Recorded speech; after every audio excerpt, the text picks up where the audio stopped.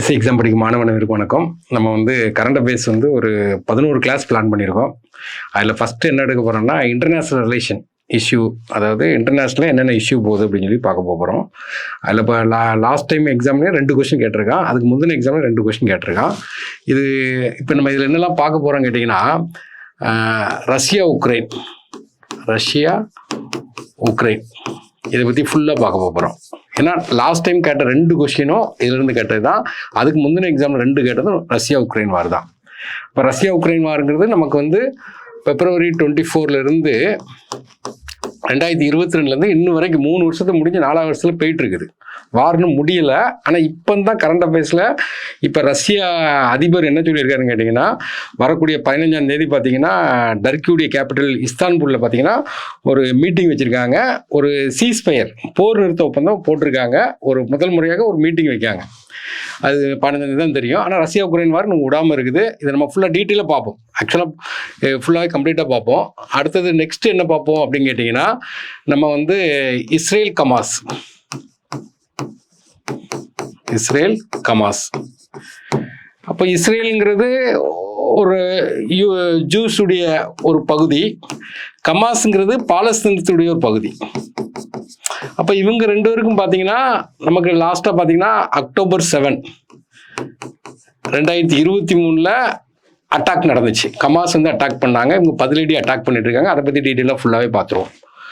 Next நம்ம என்ன பார்க்க போகிறோம் அப்படின்னா, 3வது பாயிண்ட்ல நம்ம என்ன பார்க்க போகிறோம் கேட்டிங்கன்னா, ரெட் சீ கிரைசிஸ். அதாவது செங்கடல்.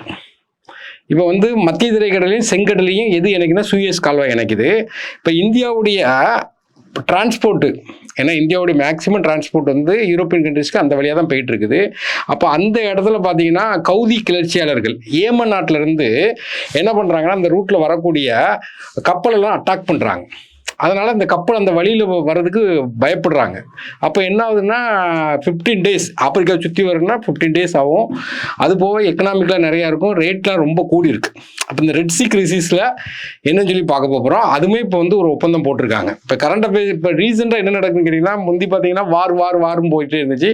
இப்போ ரீசெண்டாக உள்ளது என்ன, போர் நிறுத்தம் போயிட்டு இருக்கு. லாஸ்ட்டு பார்த்தீங்கன்னா 4th ஒன்று பார்க்கணும்னா 47th பிரசிடென்ட், அமெரிக்காவுடைய பிரசிடென்ட் பார்த்தீங்கன்னா ட்ரம்ப்.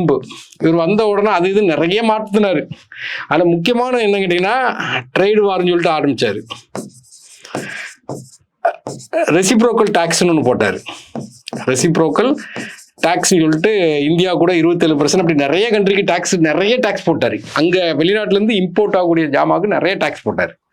இப்போ பதிலடியாக பார்த்தீங்கன்னா சைனாக்காரங்க மட்டும் அதுக்கு பதிலடியாக ஒரு டேக்ஸ் போட்டாங்க. இப்போ சைனாக்கு அமெரிக்காவுக்குமே ஒரு ஒப்பந்தம் போட்டிருக்காங்க.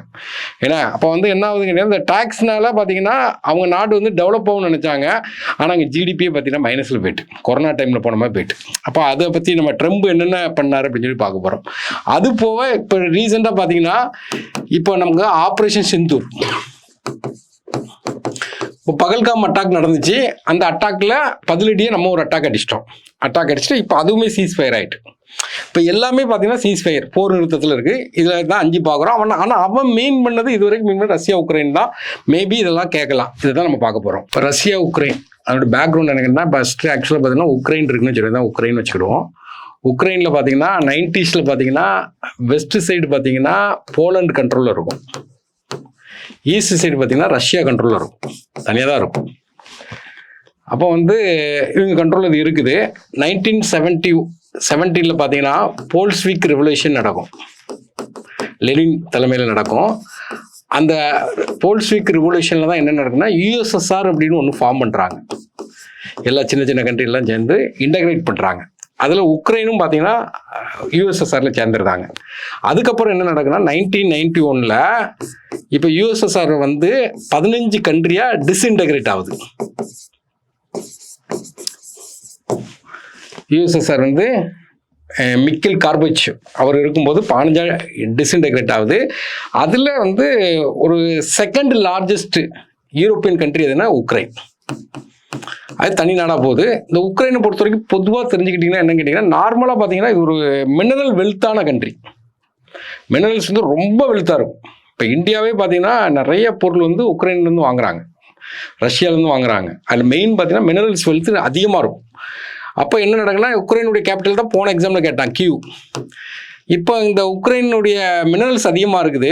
இப்போ என்ன நடக்குதுன்னு கேட்டிங்கன்னா, அவங்க தனிநாடாக போனாலும் அவங்க என்ன பண்ணுறாங்கன்னா, ரஷ்யாக்காரன் இந்த ஈஸ்ட் பக்கத்தில் ஈஸ்ட் சைடில் இருக்கக்கூடியது எல்லாமே பார்த்திங்கன்னா ரஷ்யாவுடைய ஆதரவான ஆட்கள் தான் அவங்க உட்காந்துட்டே இருப்பாங்க. அப்போ என்ன நடக்குன்னா, ஃபஸ்ட்டு தனியாக டிஸ்இன்டகிரேட் ஆகிட்டாங்க. இருந்தாலும் ரஷ்யா யூஎஸ்எஸ்ஆரில் இருக்கும்போது அவனோட அட்டாமிக் பிளான்ட்டு, அட்டாமிக் மிசைல் எல்லாமே பார்த்தீங்கன்னா உக்ரைனில் தான் டெவலப் பண்ணுறாங்க.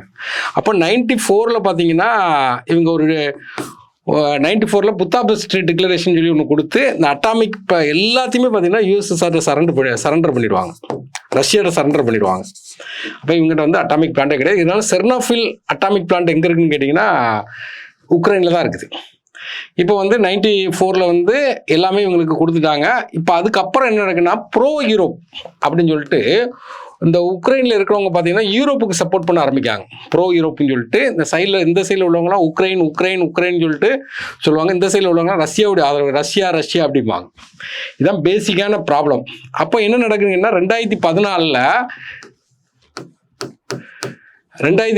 என்னன்னா, இங்கே ஆக்சுவலாக பார்த்தீங்கன்னா இந்த இடத்துல வந்து இருக்கக்கூடிய இதெல்லாம் பார்த்தீங்கன்னா தனியாக பார்த்தீங்கன்னா அவங்க வந்து ஒரு அட்டானமஸாக ஆட்சி பண்ணிட்டு இருப்பாங்க. ரஷ்யாவில் தலையிடாது.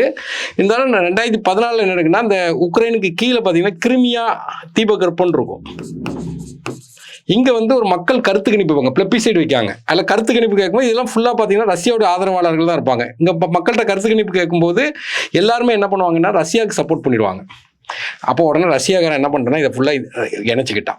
அப்போ 2014 தான் இது ஸ்டார்ட் ஆகுது.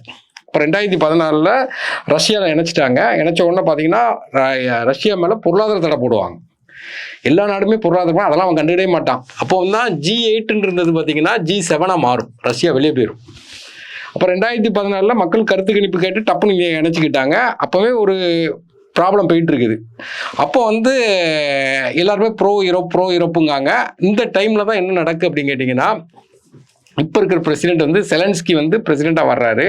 பிரசிடெண்ட்டாக வரும்போது என்ன நடக்குன்னு கேட்டிங்கன்னா, நேட்டோன்னு இருக்குது ஒரு அமைப்பு, நம்ம தனியாகவே பார்ப்போம். 1949 இதையும் ஒரு கொஸ்டினாக கேட்டிருக்காங்க, அதனால பார்க்குறோம். ஆரம்பிக்கும் போது 12 மெம்பர் இருந்தாங்க, இப்போ 32 மெம்பர் இருக்காங்க. கடைசியாக சேர்ந்த மெம்பர் ஸ்வீடன். இது எல்லாத்தையுமே பார்ப்போம். இப்போ நேட்டோவை பொறுத்த வரைக்கும் பார்த்தீங்கன்னா, நேட்டோட உறுப்பினர் நாட்டில் ஒரு நாட்டு மேலே அட்டாக் பண்ணால் எல்லா நாடும் சேர்ந்து அந்த நாட்டை அட்டாக் பண்ணிடும். ஒரு வலுவான ஒரு ஸ்ட்ராங்கான ஒரு டிஃபென்ஸ் குரூப். இப்போ என்னென்னா நேட்டோவில் மெம்பர் ஆகிறதுக்கு உக்ரைன் முயற்சி பண்ணுறாங்க.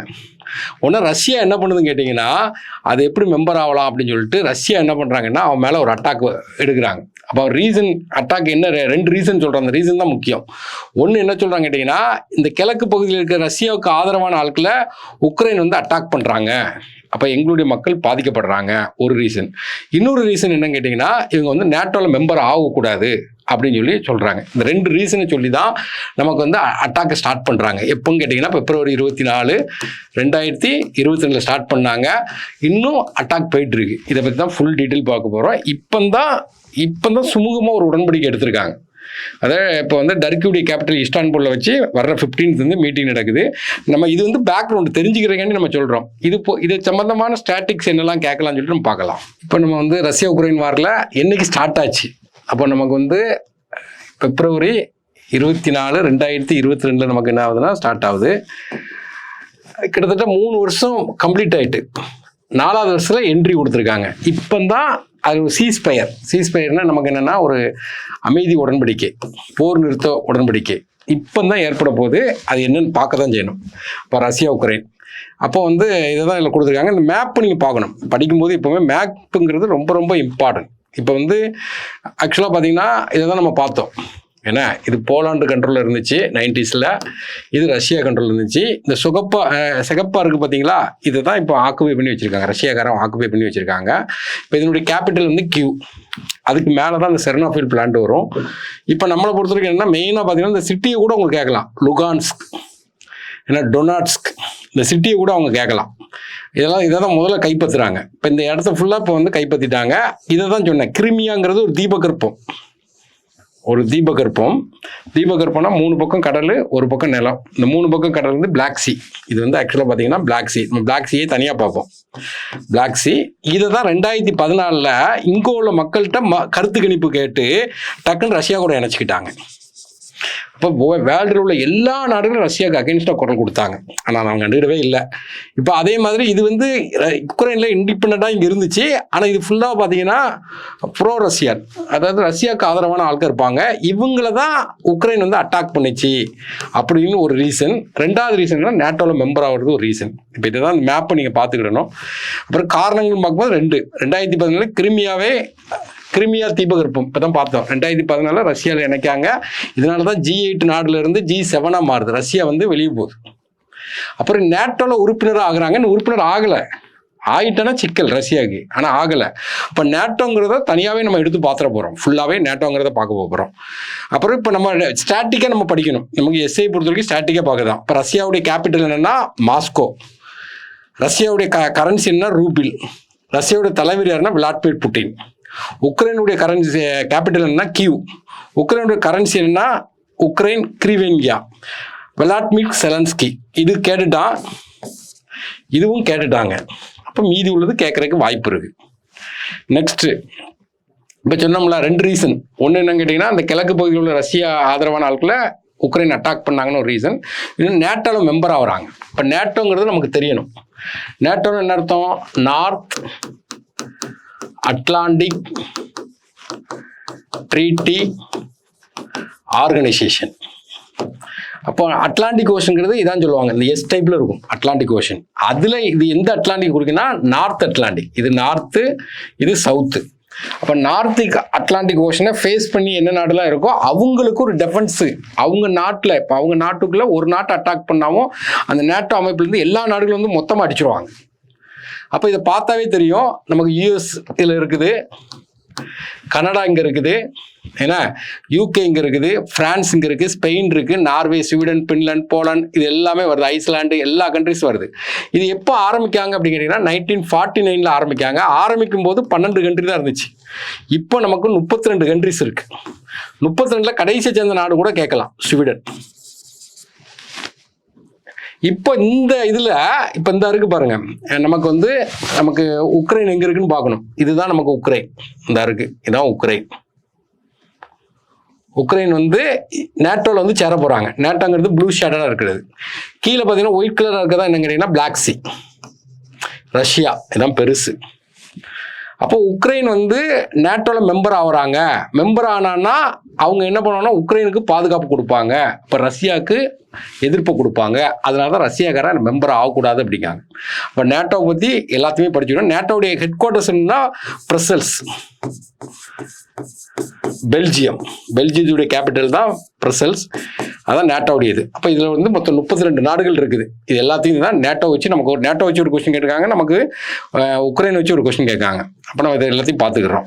அடுத்தது பிளாக் சி. இப்போ வந்து நம்ம பார்த்தோம் உக்ரைனுக்கு கீழே உள்ள பகுதி தான் பிளாக் சி. அதில் தான் ஒரு தீபகற்ப நாடாக இருக்குது, தீபகற்ப இதாக இருக்குது கிரிமியா. அப்போ கிரிமியாங்கிறது ஆக்சுவலாக இதான் கிரிமியா. அப்போ இதான் கிரிமியா. இதை தான் 2014 அப்போவே ஸ்டார்ட் ஆகிட்டு, 2014 இந்த குழப்பம் ஸ்டார்ட் ஆகிட்டு இருந்தாலும் அது வெடிச்சது எப்போன்னு கேட்டிங்கன்னா February 24, 2022 வெடிக்குது. அப்போ இதான் உக்ரைனில் தீபகற்பம் 3 பக்கம் கடல், இதான் வந்து கிரிமியா. இது 2014 மக்கள்கிட்ட கருத்து கணிப்பு சேர்த்து ரஷ்யா கூட சேர்த்துட்டாங்க. இப்போ பிளாக் சீங்கிறது ஒரு முக்கியமான சி, நம்ம தெரிஞ்சுக்கிடணும் இந்த இடத்துல. இப்போ பிளாக் சீயை சுற்றி இருக்க நாடுகள் எதுன்னு சொல்லி கேட்கலாம். அப்போ நமக்கு வந்து பிளாக் சீயை சுற்றி இருக்க நாடுகள்னு பார்க்கும்போது அதுக்கு ஒரு சின்ன கோடு வச்சு படிச்சுட்டா நமக்கு கொஞ்சம் ஈஸியாக இருக்கும். என்ன கோடுன்னு கேட்டிங்கன்னா நார்மலாக டர்க்கீஸ், அதில் டீ மட்டும் பெருசாக இருக்கணும், டர்க்கீஸ். பர்கரில் இந்த மாதிரி கேப் லெட்டரில் எழுதணும், இதை மட்டும் மட்டும் ஸ்மால் லெட்டரில் எழுதணும், டர்க்கீஸ் பர்கர் அப்படின்னு ஞாபகம் வச்சுக்கணும். அப்போ வந்து பிளாக் சீக்கு கீழே வந்து டர்க்கி இருக்கு. இந்த டர்க்கில தான் இப்போ மீட்டிங் நடக்க போகுது. டர்க்கியுடைய கேபிட்டல் தான் இஸ்தான்புல். அங்கே தான் இவங்க 2 பேருக்கு வந்து போர் நிறுத்த மீட்டிங் வந்து ஒரு சமாதான மீட்டிங் வந்து உடன்படிக்கை எங்கே நடக்கணும், டர்க்கியுடைய கேபிட்டல் தான் நடக்க போகுது. நெக்ஸ்ட் பார்த்தீங்கன்னா அப்போ டர்க்கிஸ் முடிஞ்சுது. அடுத்தது B4 என்னன்னா பல்கேரியா, இந்த இருக்குது பல்கேரியா. நெக்ஸ்ட் பார்த்தீங்கன்னா U4 என்னன்னா உக்ரைன், மேலே இருக்குது உக்ரைன். அடுத்த R4 என்னன்னு கேட்டிங்கன்னா ரஷ்யா, இந்த இருக்குது ரஷ்யா. அடுத்து G4 என்னன்னா ஜார்ஜியா, இந்த இருக்கு ஜார்ஜியா. அடுத்தது பார்த்தீங்கன்னா R4 என்னன்னா ரொமேனியா, முடிஞ்சிச்சு. மால்டோவெல்லாம் பக்கத்தில் வராது. அப்போ நமக்கு வந்து டர்க்கிஸ் பர்கர்னு சொல்லி ஞாபகம் வச்சுக்கிறோம். ஏன்னா இது ஒரு முக்கியமான விஷயம் நம்ம டீட்டெயிலாக பார்க்குறோம். இது வந்து உக்ரைன். இதில் வந்து இந்த வருஷம் இந்த கொஸ்டின் எதிர்பார்க்கலாம். ஆக்சுவலாக செர்னாஃபில் பவர் பிளான்ட் ஒன்று, nuclear power plant, Chernobyl nuclear power plant, இது ஒரு முக்கியமான ஒரு டிசாஸ்டர் நடந்துச்சு 1986. ஓவர் ஹீட்டில் பார்த்தீங்கன்னா பிளாஸ்ட் ஆச்சு. அப்போ தான் அணு அட்டாமிக் பிளான்ட் யாரும் வைக்கக்கூடாதும்பாங்க. இது ஏகப்பட்ட எக்ஸாமில் கேட்டிருக்கான். எந்த வருஷம் செர்னாஃபில் எங்கே இருக்குன்னா, நாங்கள் ரஷ்யான்னு சொல்லி படிப்போம் அந்த டைமில். ஏன்னா 86 வந்து ரஷ்யா கூட தான் இருக்குது. 91 தான் தனியாக போகுது. ஆனால் செர்னாஃபில் பிளான்ட் ஒரிஜினலாக எங்கே இருக்குன்னு கேட்டிங்கன்னா உக்ரைனில் இருக்குது. இப்போ பார்த்தீங்கன்னா ஒரு ரிவர் தான் பார்த்தீங்கன்னா ஆக்சுவலாக பார்த்தீங்கன்னா ரஷ்யா உக்ரைன் அப்படி ரெண்டாக பிரிக்குது. ஏன்னா ஒரு ரிவர் தான் ரெண்டாக பிரிக்குது. என்ன ரிவருங்கன்னா நிப்ரோ தான் ரெண்டாக பிரிக்குது. அப்போ வந்து ஈஸ்ட் உக்ரைனு வெஸ்ட் உக்ரைன் பிடிக்காங்க. அப்போ இதுதான் நம்ம வந்து மேப்பாக படிக்கும்போது நமக்கு மறக்காது. இப்போ ரீசெண்டாக பார்த்தீங்கன்னா கேள்விப்பட்டிருப்பீங்க, அமெரிக்காவுடைய 47th பிரசிடென்ட் யாருன்னு கேட்டிங்கன்னா ட்ரம்ப்பு. இவர் வந்தவுடனே நிறைய மாற்றங்கள் பண்ணார், ஏகப்பட்ட மாற்றங்கள் பண்ணார். தனியாகவே நம்ம பார்ப்போம். அதில் முக்கியமான மாற்றம் என்னன்னா, நம்மளுடைய செலன்ஸ்கி உக்ரைனுடைய பிரசிடெண்ட்டை கூப்பிட்டு வச்சு பேசினார். பேசும்போது 2 பேருக்கும் வாக்குவாதம் வந்துச்சு. பார்த்தீங்கன்னா இவரும் கோபப்பட்டமாக இருக்கும், இவரும் கோபப்பட்டமாக இருக்கும். 2 பேருக்கும் பார்த்தீங்கன்னா ஒரு வாக்குவாதம் வந்துச்சு. வாக்குவாதம் வந்து ஆக்சுவலாக பார்த்தீங்கன்னா அந்த மீட்டிங்கில் என்ன பண்ணுவாங்க கேட்டிங்கன்னா, ஃபஸ்ட்டு ஒரு ப்ரெஸ் மீட்டிங் கொடுப்பாங்க. 2 பேரும் உட்காந்து பேசுவாங்க. பேசிட்டு வெளியே வந்து ஒரு ப்ரெஸ் மீட்டிங் கொடுப்பாங்க. ஆனால் உள்ளே போகும்போதே ப்ரெஸ் மீட்டிங்கில் 2 பேருக்கு தகராறாயிரும், அவர் வெளியே அனுப்பி விட்ருவாங்க. அதுக்கப்புறம் வந்து ஒரு ப்ரெஷர் கொடுத்து என்ன பண்ணிட்டாங்கன்னா, உக்ரைனுங்கிறது மினரல்ஸ் அதிகமாக இருக்குது. அப்போ வந்து மினரல்ஸ்க்கு ஒரு ஒப்பந்தம் போட்டாங்க. அதுதான் முக்கியமானது. அதில் ஒப்பந்தத்தில் மெயினாக ஒப்பந்தம் ஒன்று போட்டிருக்காங்க, கனிமம் தான். இதில் என்ன பண்ணியிருக்காங்கன்னா, அந்த மினரல்ஸ்க்கு ஒரு ஒப்பந்தம் போட்டு 10 ஆண்டுகளுக்கு அதில் கிடைக்கக்கூடிய ஃபண்டு பார்த்தீங்கன்னா உக்ரைனுடைய இன்ஃப்ராஸ்ட்ரக்சருக்கு டெவலப் பண்ணுவோம், அதுக்கப்புறம் நாங்கள் எடுத்துக்கிடுவோம்பாங்க. ஆனால் பாதுகாப்பு கொடுப்போங்கிறத அவங்க சொல்லவே இல்லை. உக்ரைனுக்கு ஒரு பாதுகாப்பு கொடுப்போங்கிற மாதிரி சொல்லலை. அப்போ இந்த சூழ்நிலையை கரெக்டாக பயன்படுத்திக்கிட்டது யாருன்னா அமெரிக்கா பிரசிடென்ட் தான் பயன்படுத்திக்கிட்டார். இதுதான் இன்னைக்கு நிலைமைக்குள்ள உக்ரைன் ரஷ்யா இஷ்யூ. நெக்ஸ்ட் பார்த்தீங்கன்னா இஸ்ரேல் பாலஸ்தீன இஷ்யூ. இதுலேயும் பார்த்தீங்கன்னா நமக்கு பாலஸ்தீனுடைய அதிபர் வந்து ஒரு இடம் கேட்டிருக்காங்க, யாசர் அரபத்தை வந்து எக்ஸாம்ல கேட்டிருக்காங்க. அப்போ நமக்கு இஸ்ரேல் பாலஸ்தீன இஷ்யூங்கிறது ஆக்சுவலாக பார்த்தீங்கன்னா பாலஸ்தீனங்கிற நாடு இப்போ வந்து சூறையாடி இஸ்ரேல் வந்து எஸ்டாப்ளிஷ் பண்ணிட்டு இருக்காங்க. பாலஸ்தீனுங்கிறது ஆக்சுவலாக பார்த்தீங்கன்னா பழைய கிறிஸ்டியில் எடுத்து பார்த்தீங்கன்னா காட் ஆஃப் ஆபிரகம்பாங்க. அதில் தான் ரெண்டாக பிரியும், ஜூஸ். இதில் கான்ஃப்ளிக்ட் யாருக்கெல்லாம் நடக்கும்னா ஜூஸு, அரப்ஸு, கிறிஸ்டியன்ஸ், இது எல்லாமே அங்கே தான் நடக்கும். மெயினான இங்கே பிளேஸ் என்ன கேட்டிங்கன்னா, ஆக்சுவலாக பார்த்தீங்கன்னா இஸ்ரேலுங்கிறது ஜூஸ்ங்கிறது அவங்க வந்து அவங்களுடைய முக்கியமான இதுனா ஜெருசலேத்தை கேட்பாங்க. ஜெருசலேம். கிறிஸ்டியனும் பார்த்தீங்கன்னா ஜெருசலேத்தை கேட்பாங்க. பாலஸ்தீனும் பார்த்தீங்கன்னா ஈஸ்ட் ஜெருசலேத்தை கேட்பாங்க. அப்போ வந்து பிரச்சனை வந்து இங்கேருந்து வெடிக்குது. அதுக்கு முன்னாடி ஜூஸ்ங்கிறது என்ன அப்படின்னு கேட்டிங்கன்னா, நார்மலாக பார்த்தீங்கன்னா ஆரம்ப காலத்துலேருந்தே பிரச்சனை இஷ்யூ போயிட்டு இருக்கும். ஒரு நாடே இல்லாமல் ஆட்சி பண்ணிட்டு இருப்பாங்க, அங்கங்கே செதறி கிடப்பாங்க. அப்போ அவங்களுக்கு ஒரு என்னன்னு கேட்டிங்கன்னா, எப்படியாட்டும் நம்ம வந்து ஒரு பகுதியை உருவாக்கணும் அப்படின்னு சொல்லிட்டு பாலஸ்தீன பகுதியை ஆக்குபை பண்ணி இஸ்ரேல் கொஞ்சம் கொஞ்சமாக செட்டில் ஆனாங்க. கடைசியில் பாலஸ்தீனத்தை காலி பண்ணுறாங்க. இந்த சிட்டிசன் படத்தில் அத்திப்பட்டிங்கிற ஒரு ஊரே இல்லாமல் போச்சு பார்த்தீங்களா, அதுமாதிரி இப்போ பாலஸ்தீனமே வரைபடத்துலேருந்து காணாமல் போகிற மாதிரி இஸ்ரேல் வந்து மேற்கொண்டு அட்டாக் பண்ணிகிட்டே இருக்காங்க. இதை தான் நம்ம இங்கே பார்க்க போகிறோம். அப்போ இவங்களுடைய மெயினான பாயிண்ட் என்னன்னு பார்க்கும்போது, நார்மலாக பார்க்கும்போது இவங்க வந்து ஃபஸ்ட்டு செதறி கிடந்தாலும் இந்த ஃபர்ஸ்ட் வேர்ல்டு வார் டைமில் என்ன நடக்குதுன்னு கேட்டிங்கன்னா 14 to 18 அப்படியே பார்த்தீங்கன்னா பாலஸ்தீனத்தில் கொஞ்சம் செட்டில்மெண்ட் ஆகிறாங்க. அப்போ அந்த ஃபர்ஸ்ட் வேர்ல்டு வார் டைமில் என்ன செய்கிறாங்க கேட்டிங்கன்னா, இவங்களுக்கு பயங்கர சப்போர்ட் பண்ணுறாங்க, இங்கிலாந்துக்கு பயங்கர சப்போர்ட் பண்ணுறாங்க, ஃபினான்ஷியலும் நல்லா சப்போர்ட் பண்ணுறாங்க, வெப்பன்ஸ்லையும் நல்லா சப்போர்ட் பண்ணுறாங்க. அப்போ பார்த்தீங்கன்னா சப்போர்ட் பண்ணிவிட்டு எங்களுக்கு வந்து ரெக்கக்னைஸ் கொடுங்க, இஸ்ரேல்னு ஒரு நாடை எங்களுக்கு உருவாக்கி கொடுங்க அப்படிங்காங்க. அப்போ நமக்கு உருவாக்கி கொடுங்கன்னு சொல்லும்போது 1917 பார்த்தீங்கன்னா ஃபால்போர் டிக்ளரேஷன், அந்த டிக்ளரேஷன் தான் என்ன சொல்கிறாங்கன்னா ஒரு பகுதியை உருவாக்கலாம் அப்படின்னு சொல்லிட்டு யூகேக்காரங்க வந்து இது பண்ணுவாங்க. அப்புறம் செகண்ட் வேர்ல்டு வார்லேயும் யூதர்கள் நிறைய அட்டாக் நடக்கும், அப்பவும் பார்த்தீங்கன்னா சப்போர்ட் பண்ணுவாங்க, பயங்கரமாக சப்போர்ட் பண்ணுவாங்க. அப்புறம் யுனைடெட் நேஷன் கொண்டு போயிட்டு 1948 இஸ்ரேலை வந்து ஒரு நாடாக வந்து ரெக்கக்னைஸ் பண்ணுறாங்க. இப்போ இஸ்ரேலுங்கிற நாடு எப்போ உருவாகுதுன்னு கேட்டிங்கன்னா 1948 உருவாகுது. அவங்க மெதுவாக பாலஸ்தீனுக்குள்ளே போய் இப்போ பாலஸ்தீனத்தையே காணாமல் பண்ணிட்டாங்க. இப்போ இப்போ இதுதான் பிரச்சனை. அப்போ வந்து ஒரு மேப்பில் பார்த்தீங்கன்னா உங்களுக்கு புரியும். இப்போ வந்து படத்தை பாருங்கள். ஆக்சுவலாக பாலஸ்தீனம் பச்சை கலரில் போட்டிருக்க ஃபுல்லாக பாலஸ்தீனம் 1946 எப்படி இருந்திருக்கு பாருங்கள். ஃபுல்லாகவே கம்ப்ளீட்டாக பார்த்தீங்கன்னா பாலஸ்தீனம் தான் 1946. அப்போ இவங்க கொஞ்சம் கொஞ்சமாக குடியேறி போயிருக்காங்க, உள்ளே வந்து குடியேறி போயிருக்காங்க. 47 யுனைடெட் நேஷன் பிளான். இப்போ வந்து யுனைடெட் நேஷன் வந்து பிளான் போடுறாங்க. அப்போ யுனைடெட் நேஷன் பிளானில் நமக்கு என்ன கொடுக்காங்கன்னு கேட்டிங்கன்னா, யுனைடெட் நேஷனில் அங்கே வந்து 1947 இதை நம்ம வந்து இஸ்ரேல் நாடை வந்து ரெக்கக்னைஸ் பண்ணலாம்னு சொல்லுவாங்க. 1948 வந்து இதை வந்து ஒரு சுதந்திர நாடாக ரெக்கக்னைஸ் பண்ணிட்டு போயிடுவாங்க. 2 நேஷன் தியரி அப்படிம்பாங்க. 2 நேஷன் தியரினா மொத்தமாக இருந்ததை ஒரு பகுதியை பாலஸ்தீனமும் ஒரு பகுதியை என்ன செய்றாங்கன்னா இஸ்ரேல்னு சொல்லிட்டு ரெக்கக்னைஸ் பண்ணிட்டாங்க. அப்போ இந்த டைமில் பார்த்தீங்கன்னா பாலஸ்தீனம் பகுதிங்கிறது இந்த பச்சையாக இருக்கக்கூடிய இந்த பகுதி பாலஸ்தீனம், வெள்ளையாக இருக்கக்கூடிய இந்த பகுதி என்ன கேட்டிங்கன்னா இஸ்ரேல். இப்போ நம்ம இதை பார்க்கணும். இது ஆக்சுவலாக பார்த்தீங்கன்னா மெடிட்டரேனியன் சி சுற்றி இருக்க நாடுகள். மெடிட்டரேனியன் இது வந்து டெட் சி அப்படிம்பாங்க. டெட் சி, ஜோர்டான், எஜிப்து இதெல்லாம் சுற்றி இருக்கக்கூடிய அரபு கண்ட்ரிஸ் தான். ஏன்னா இப்போ வந்து 1948 வந்து இது 2 நேஷன் தியரி ரெக்கக்னைஸ் ஆகிருக்கு. 1967 பார்த்தீங்கன்னா இந்த அரபு கண்ட்ரிஸ்லாம் ஒன்றா சேர்ந்து வந்து அட்டாக் பண்ணுவாங்க. ஒரு அட்டாக் 6 நாள் நடக்கும்.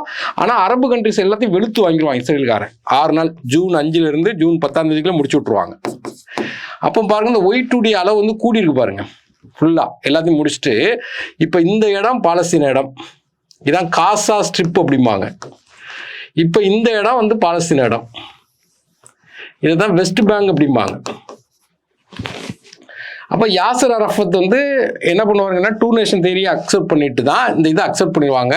ஆக்சுவலாக பார்த்தீங்கன்னா இந்த இடம் வந்து ஃபட்டா அவங்க கண்ட்ரோலில் இருக்கும், இந்த இடம் வந்து கமாஸ் கண்ட்ரோலில் இருக்கும்.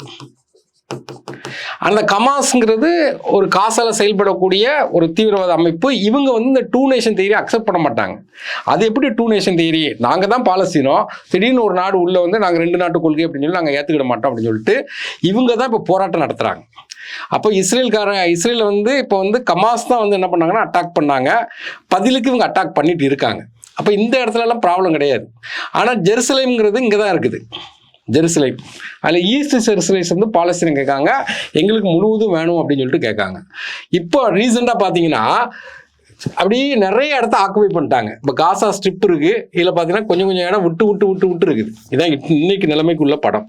இப்போ இவங்களுடைய டார்கெட், இஸ்ரேலுடைய டார்கெட்னா இந்த இடத்தையுமே ஆக்குபை பண்ணணும் அப்படிங்கிறத டார்கெட்டில் ஃபுல் பிளட்ஜாக வேலை பார்த்துருக்காங்க நெதன்யாகு. அப்போ வந்து இஸ்ரேல் பிரைம் மினிஸ்டர் கேட்டு அட்டாக் பண்ணிட்டு இருக்காங்க. அவங்க ரைட்டிஸ்டாக இருக்கனால எப்படியாட்டும் அந்த இடத்த ஃபுல்லாக ஆக்குபை பண்ணணும் அப்படிங்கிற மாதிரி போயிட்டு இருக்குது. இப்போ இங்கே என்ன பிரச்சனை நடந்துச்சு அப்படின்னு கேட்டிங்கன்னா, நார்மலாக இந்த காசா ஸ்ட்ரிப் சொல்கிறோம் பார்த்தீங்களா, இந்த இடத்துல தான் பார்த்தீங்கன்னா அல் அக்ஸா அப்படின்னு ஒரு முஸ்லீம்களுக்கு ஒரு முக்கியமான இடம். மெக்கா மெதினா, அதுக்கப்புறம் 3வது முக்கியமான பிளேஸ் என்ன கேட்டால் ஹாலி பிளேஸ் என்ன கேட்டிங்கன்னா அல் அக்ஸா. இதே பிளேஸில் தான் பார்த்தீங்கன்னா என்ன நடந்ததுன்னா பிரச்சனை முதல் ஸ்டார்ட் ஆச்சு. ஆக்சுவலாக பார்த்தீங்கன்னா ஏப்ரல் மாதம் தான் பார்த்தீங்கன்னா ஜூஸுடைய முக்கியமான பண்டிகை பாஸ் ஓவர், அப்புறம் கிறிஸ்டினுடைய முக்கியமான பண்டிகை ஈஸ்டர், பிறகு பார்த்தீங்கன்னா ரமலான் முஸ்லீமுடைய முக்கியமான பண்டிகை என்ன கேட்டிங்கன்னா ரமலான், எல்லாமே ஏப்ரல் மாதம் நடக்கும். அப்போ வந்து 2023 ஏப்ரல் மாதம் என்ன நடந்துச்சுன்னு கேட்டிங்கன்னா, இந்த இடத்துல பார்த்தீங்கன்னா இந்த ஜூஸ் போய் என்ன பண்ணுறாங்கன்னா அந்த ஆடெல்லாம் போய் பலி கொடுக்குற மாதிரி அந்த பாஸ் ஓவர் பண்டிகை வந்து கொண்டாடுறாங்க. அப்போவுமே வெடிச்சிட்டு அப்போ அமைதியாக இருந்த இடத்துல அவங்க வந்து ஏங்க உருவாக்குறாங்கன்னு சொல்லிட்டு இங்கே உள்ள இந்த கமாஸ் தீவிரவாதிகள் என்ன பண்ணுறாங்க கேட்டிங்கன்னா இஸ்ரேலை வந்து அட்டாக் பண்ணுறாங்க. நிறைய ராக்கெட் ஏவுகணை அனுப்பி பயங்கர அட்டாக். அப்போ நமக்கு வந்து அட்டாக் பண்ணாங்க, அதுக்கு பதிலடி கொடுக்குறதா இப்போ வந்து அட்டாக் பண்ணிட்டு இருக்காங்க. இப்போ சீஸ் ஃபயரை நோக்கி போயிட்டு இருக்கு. அப்போ நமக்கு வந்து இதுதான் அந்த வரைபடத்தை பார்த்துருங்க, சுற்றி இருக்க நாடுகள் எல்லாத்தையும் பார்த்துக்கிட்டுறோம். இல்லை ஃபேக்ட்னு பார்க்கும்போது அந்த கமாஸ் அட்டாக் பண்ண டேட்டு அக்டோபர் 7, 2023. அப்போ என்ன பேரை சொல்லி அட்டாக் பண்ணாங்கன்னா அல் அக்ஸா. இதான் அவங்களுடைய இந்த அல் அக்ஸா நடவடிக்கை மூலமாக தான் அட்டாக் பண்ணுறாங்க. ஏற்கனவே பார்த்த அல் அக்ஸாங்கிறது மெக்கா மெதினாக்கு அப்புறம் முக்கியமான ஹாலி பிளேஸ். இந்த பிளேஸில் வச்சு தான் அந்த பிளேஸில் வச்சு ஃபைட் நடந்ததுனால அல் அக்ஸான்னு சொல்லி வச்சுக்கிட்டாங்க. பதிலுக்கு இஸ்ரேல்காரங்க அட்டாக் பண்ணது வந்து அயன் ஸ்வாட்ஸ் அப்படின்னு சொல்லிட்டு அட்டாக் பண்ணுறாங்க. ரெண்டையும் பார்த்துக்கிறோம். அப்புறம் இஸ்ரேலுடைய கேபிட்டல் என்னன்னு கேட்டிங்கன்னா டெல் அவீவ். ஏன்னா இப்போ இவங்க கிளைம் பண்ணுறது என்னன்னா ஜெருசலேம். டெல் அவீவ்ங்கிறது அட்மினிஸ்ட்ரேட்டிவ் கேபிட்டல். பிரதமர் யாருன்னு கேட்டிங்கன்னா பெஞ்சமின் நெதன்யாகு. இஸ்ரேலுடைய நாணயம் கரன்சி என்னங்கன்னா ஷேக்கல், இஸ்ராயலிய ஷேக்கல். பாராளுமன்றங்கிறது நெசட், இது ஸ்கூல் புக்கில் இருக்குது, அதனால் அதை கேட்கலாம், பார்த்துக்கிடுங்க. நெக்ஸ்ட்டு மேப்பு ஏற்கனவே பார்த்துருக்கோம், இப்போவும் இன்னொரு ஆட்டு பார்த்துருவோம். அப்போ வந்து சுற்றி இருக்கக்கூடிய அண்டை நாடுகள் என்ன, அப்போ வந்து இஸ்ரேலுங்கிறது இதான் வந்து காசா ஸ்ட்ரிப், இதில் தான் ரஃபா இருக்கும். இதில் வந்து காசா ஸ்ட்ரிப் கீழே இருக்க நாடு வந்து எஜிப்து, இஸ்ரேல், இது வந்து ஜோர்டான் என்ன, இது வந்து சிரியா, மேலே இருக்குது லெபனான், மேலே இருக்குது என்ன கேட்டிங்கன்னா லெபனான். அப்போ வந்து இதான் சுற்றி இருக்குது மெடிட்டரேனியன் சி, இது சுற்றி இருக்கிற நாடுகள் டெட் சி, இது வந்து என்னங்கன்னா டெட் சி, சாக்கடல்னு சொல்லுவாங்க. அப்போ வந்து இது சுற்றி இருக்கக்கூடிய அரபு கண்ட்ரிஸ்க்கு ஃபினான்சியல் சப்போர்ட்டு, வேறு ஆயுதம் சப்போர்ட்டு எல்லாமே யார் கொடுக்கணும், ஈரான்காரன் கொடுத்துட்டு இருக்காங்க. அப்போ வந்து இது அட்டாக் நடந்துட்டு இருக்கு. அப்போ மேப்பை வச்சு நம்ம பார்த்துக்கிறோம். இப்போ மெயினாக பார்க்க வேண்டியது அதான், நமக்கு மெடிட்டரேனியன் சீங்கிறது இதான், நமக்கு மெடிட்டரேனியன் சி, இதை தான் இந்த மேப்பில் கேட்காங்க. இது வந்து மத்திய தரைக்கடல், இது வந்து செங்கடல். இந்த மத்திய தரைக்கடலையும் செங்கடலையும் இணைக்கிறதா சூயஸ் கால்வாய். ஏன்னா அதை தான் நம்ம அடுத்த இதில் பார்ப்போம், ரெட் சி கிரைசிஸ்ன்னு சொல்லிட்டு பார்ப்போம். நெக்ஸ்ட் இஸ்ரேல் கமாஸ் வார். பாலஸ்தீனத்தை பொறுத்த வரைக்கும் என்ன கேட்டிங்கன்னா, அவங்களுடைய அட்மினிஸ்ட்ரேட்டிவ் கேபிட்டல் ரமலா. அவங்க எதை கிளைம் பண்ணுறாங்கன்னா கிழக்கு ஜெருசலத்தை கிளைம் பண்ணுறாங்க. இப்போ இருக்கக்கூடிய அதிபர் யார் கேட்டால் முகமது அப்பாஸ். செல்வாக்கு மிக்க தலைவரில் இது ஏற்கனவே கொஸ்டின் கேட்டுருக்காங்க, யாசர் அரஃபத். இவர் தான் 1993 அந்த 2 நேஷன் தியரியில் ஏன்னா ஃபட்டா கமாஸ் சொல்லி பார்த்தோம்ல, ஆஸ்லா டிக்ளரேஷன் சொல்லிட்டு அந்த இதை அக்செப்ட் பண்ணியிருப்பாங்க யாசர் அரஃபத். அப்போ வந்து சுற்றி பார்த்தீங்கன்னா டெரரிஸ்ட் அட்டாக் நடந்திருக்கு, இஸ்ரேலில் சுற்றி பார்த்தீங்கன்னா டெரரிஸ்ட் அட்டாக் நடக்கு. அப்போ பாலஸ்தீனத்தில் இருக்கக்கூடிய கமாஸ், இந்த கமாஸ் பாலஸ்தீனத்தில் பர்டிகுலராக எங்கே இருக்காங்கன்னா காசா ஸ்ட்ரிப்பில் இருக்காங்க. கிஸ்புல்லா லெபனான். இப்போ வந்து இஸ்ரேலுக்கு நார்த்தில் இருக்கக்கூடிய கண்ட்ரி தான் லெபனான், அங்கேருந்து செயல்படக்கூடிய தீவிரவாத அமைப்பு என்னென்னா கிஸ்புல்லா. அப்புறம் பார்த்தீங்கன்னா ஏமன் நாட்டில் பார்த்தீங்கன்னா கவுதீஸ் கிளர்ச்சியாளர்கள்பாங்க, அவங்க செயல்படுறாங்க. இப்போ சுற்றி பார்த்தீங்கன்னா கிளர்ச்சியாளர்களாக செயல்படுறதுனால ஆக்சுவலாக வேர்ல்டு லெவலில் உளவுத்துறை ஏஜென்சியில் நம்பர் 1 யாருன்னு கேட்டிங்கன்னா இஸ்ரேல் தான், மொசாத். அதை கூட கேட்கலாம் கொஸ்டின். இதுவே ஒரு சந்தேகக்குறியில் சொல்கிறாங்க. ஆக்சுவலாக பார்த்தீங்கன்னா கமாஸ் அட்டாக் பண்ண போகிறாங்கிறது மொசாதுக்கு தெரியாமல் இருக்க வாய்ப்பே கிடையாது, தெரிஞ்சிருக்கும். அட்டாக் பண்ண விட்டுட்டு திரும்ப இவங்க அட்டாக் பண்ணுறாங்க அப்படின்னு சொல்லிட்டு ஒரு பேச்சு இருக்குது. நெக்ஸ்ட் பார்த்தீங்கன்னா இது முக்கியமானது, இதை கூட கொஸ்டினாக கேட்கலாம். அயன் டோம். இஸ்ரேலுடைய டிஃபென்ஸ் சிஸ்டத்தில் ஒரு முக்கியமானதுன்னா அயன் டோம். ஏன்னா ஆன்டி மிஷில். அப்போ நார்மலாக பார்த்தீங்கன்னா எனிமி நாட்டுக்காரன் ஒரு மிஷிலை ஸ்டார்ட் பண்ணுறான், அது வந்து ரேடார் வந்து டிடெக்ட் பண்ணுது, அப்புறம் கண்ட்ரோல் சிஸ்டத்துக்கு போகுது, அதுக்கப்புறம் வந்து லான்ச்சர் ஃபயர் மிஷில் இன்டர்செப்ட் பண்ணுது. அப்போ இங்கேருந்து எதிரி நாட்டுக்காரன் ஒரு மிஷில் அனுப்புகிறான்னா இவங்க இது பண்ணி அட்டாக் பண்ணி அதை வந்து காலி பண்ணிடும். எதுவுமே அட்டாக் பண்ண விடாமல் இஸ்ரேல் மக்களை பாதுகாத்துச்சு. அப்போ அயன் டோம்ங்கிறது வேர்ல்டு லெவலில் இப்போ கூட நமக்கு வந்து நம்ம இதில் செயல்படுத்துனாங்க, பாகிஸ்தான் வாரில், அதையும் நம்ம தனியாகவே பார்க்கலாம். அப்புறம் பார்த்தீங்கன்னா பிலடெல்பி காரிடர் அப்படிம்பாங்க. ஆக்சுவலாக இந்த நம்ம பார்த்தோம் பார்த்தீங்களா, அதாவது காசா மட்டும் தனி படம் போட்டு காட்டியிருக்காங்க. காசாவில் இந்த சவுத்தில் இருக்கக்கூடிய, இப்போ காசாலேருந்து மக்கள் எல்லா மக்களையும் என்ன பண்ணுறாங்க கேட்டிங்கன்னா சவுத்துக்கு தான் எல்லாத்தையும் கொண்டு வர சொன்னாங்க. எல்லா மக்களையும் சவுத்துக்கு வர சொல்லிட்டு ஒரு 4 தீவிரவாதிகள் அதுக்குள்ளே அந்த மக்கள் கலந்துருக்காங்கன்னு சொல்லி அட்டாக் பண்ண ஆரம்பித்தாங்க. அட்டாக் பண்ண ஆரம்பிக்கும் போது எல்லாருமே எகிப்துக்கு தான் தப்பிச்சு வரணும், அதான் ரஃபா கிராசிங்பாங்க. அப்போ இந்த ரூட்டை தான் என்ன சொன்னா காரிடர், ஒரு வழித்தடம், பிலடெல்பியா காரிடர்பாங்க. இப்போ அந்த இது யார் கண்ட்ரோலில் இருக்குன்னா இஸ்ரேல் கண்ட்ரோலில் இருக்குது. தேர்ட் ஒன் பார்த்தீங்கன்னா ரெட் சி கிரைசிஸ். இந்த ரெட் சீன்னு சொன்ன உடனே நமக்கு ஞாபகம் வருது சூயஸ் கால்வாய் தான் ஞாபகம் வரணும். மத்திய தரைக்கடலையும் செங்கடலையும் இணைக்கக்கூடிய ஒரு கால்வாய் தான் சூயஸ் கால்வாய். நம்ம ஏற்கனவே பார்த்தோம், இதில் பார்த்தீங்கன்னா இஸ்ரேல் பார்த்தோம், இதுதான் நமக்கு வந்து மத்திய தரைக்கடல். இப்போ இதுதான் நமக்கு வந்து செங்கடல். இப்போ இதை இணைக்கிறது தான் நமக்கு என்ன கேட்டிங்கன்னா இதுதான் நமக்கு என்னென்னா சூயஸ் கால்வாய். அப்போ நமக்கு ஒரு யூரோப்பிய நாடு, அமெரிக்க நாட்டிலேருந்து வரக்கூடிய ஷிப்மெண்ட் ஃபுல்லாக இந்த வழியாக தான் உள்ளே வரும், அரேபியன் சீக்கு வரும். அப்போ அரேபியன் சீக்கு வர்றதுனா இந்தியாவுக்கு வர்றது அதான். இப்போ இங்கே என்ன பிரச்சனை நடக்குது, ரெட் சி கிரைசிஸ்னா அங்கே என்ன பிரச்சனை நடக்குன்னா ஆக்சுவலாக பார்த்தீங்கன்னா இதில் வந்து ஏமன் நாடுன்னு ஒன்று இருக்குது. இப்போ சவுதி அரேபியா, இப்போ நீங்கள் ஏற்கனவே பார்த்தே நம்ம பார்க்குறோம், இஸ்ரேல் பார்க்குறோம், ஜோர்டான் பார்க்குறோம், அந்த இதில் பார்த்தோம் எஜிப்து பார்த்தோம். இப்போ வந்து இந்த இடத்துல பார்த்தீங்கன்னா இதுதான் பெரிய நாடு. அந்த ரெட் சி வந்து ஃபுல்லாக கவர் பண்ணிட்டு இருக்க நாடு எதுன்னு கேட்டிங்கன்னா சவுதி. இது ஃபுல்லாகவே சவுதிக்கு கீழே பார்த்தீங்கன்னா ஏமன் நாடுன்னு ஒரு நாடு இருக்குது. இதில் இந்த சவுத்தில் இந்த இடத்துல இதில் தான் கவுதி கிளர்ச்சியாளர்கள் அப்படின்னு ஒரு அமைப்பு வந்து செயல்பட்டு இருக்காங்க. இவங்க யாருக்கு ஆதரவாக இருக்காங்கன்னா இஸ்ரேலுக்கு யாருக்கு ஆதரவாக இருக்காங்க கேட்டிங்கன்னா அந்த பாலஸ்தீன மக்களுக்கு ஆதரவாக இருக்காங்க, இஸ்ரேலுக்கு அகெயின்ஸ்டாக இருக்காங்க. ஏன்னு கேட்டிங்கன்னா நார்மலாக பார்த்தீங்கன்னா ஆக்சுவலாக இவங்க வந்து சவுதியோட ஒரு ஒப்பந்தம் போட போனாங்க, இஸ்ரேலும் சவுதியும். அப்போ சவுதியோட ஒரு ஒப்பந்தம் பண்ணால் முஸ்லீம் அரபு கண்ட்ரிஸும் பார்த்தீங்கன்னா இஸ்ரேலுக்கு சப்போர்ட் பண்ணிடுவாங்க. அந்த ஒப்பந்தத்தை போட விடாமல் நிறுத்துறது ஒரு காரணம். இதனால இஸ்ரேலுக்கு அகெயின்ஸ்டாக பாலஸ்தீனத்துக்கு ஆதரவாக இவங்க என்ன பண்ணுறாங்கன்னா இஸ்ரேலுக்கு சம்மந்தமான ஒரு ஷிப்மெண்ட் வந்து இந்த சூயஸ் கால்வாயோடு வந்தால் இது வந்து சோக் பாயிண்ட் அப்படிம்பாங்க. நார்மலாக பார்த்தீங்கன்னா இங்கேருந்து ஒரு ஷிப்பு வருதுன்னு வச்சுருக்காங்க. இந்த இடத்துல ஒரு ஷிப்பு வருதுன்னா இந்த இடத்துல பார்த்தீங்கன்னா குறுகிய ஒரு முனை இருக்கும். இந்த முனையில் வரும்போது இவங்க வந்து இந்த ஷிப்மெண்ட்டை அட்டாக் பண்ணிடுறாங்க. ஏர் அட்டாக் பண்ணுறாங்க, பிறகு பார்த்தீங்கன்னா ட்ரோன் அட்டாக் பண்ணுறாங்க. அதுக்கப்புறம் பார்த்தீங்கன்னா ஒரு சின்ன போட்லேயே பார்த்தீங்கன்னா ஆள் இல்லாமல் ஒரு ட்ரோன் அனுப்பி விட்றாங்க போட்டு. அப்போ ஒரு போட்டு வேகமாக போயிட்டு ஒரு கப்பலில் போய் வேகமாக போய் மோதினோன்னா டப்புன்னு ஃபுல்லாகவே அடி வாங்கிடும். அப்போ அந்த அளவுக்கு பயங்கர அட்டாக் பண்ணிட்டு இருக்காங்க. அதனால் என்ன நடக்குன்னா வேர்ல்டு லெவலில் ஒரு எக்கனாமிக் கிரைசிஸ் நடக்குது. இப்போ வேர்ல்டு லெவலில் 12% டிரான்ஸ்போர்ட் இந்த இதில் கேனல் வழியாக தான் நடக்குது.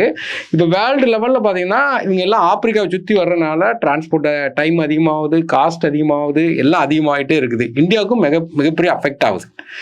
அப்போ என்ன நடக்குது அப்படின்னு கேட்டிங்கன்னா இப்போ வந்து அமெரிக்காக்காரங்க என்ன பண்ணுறாங்கன்னா இவங்க மேலே வந்து அட்டாக் பண்ணுறாங்க, கவுதியில் அட்டாக் பண்ணுறாங்க.